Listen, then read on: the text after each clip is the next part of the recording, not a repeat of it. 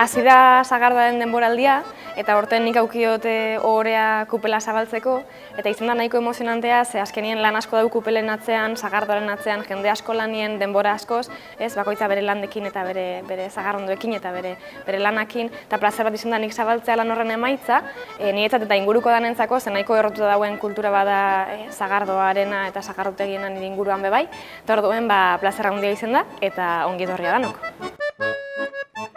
Pues ya ha empezado la temporada de sidra y este año pues he tenido yo el placer de abrirla. He abierto la cupela, que tiene muchísimo trabajo detrás de muchísima gente, y me hace mucha ilusión poder abrir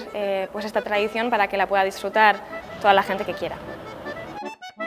The cider season is opened and I've been honored to open it, so come and enjoy with everybody.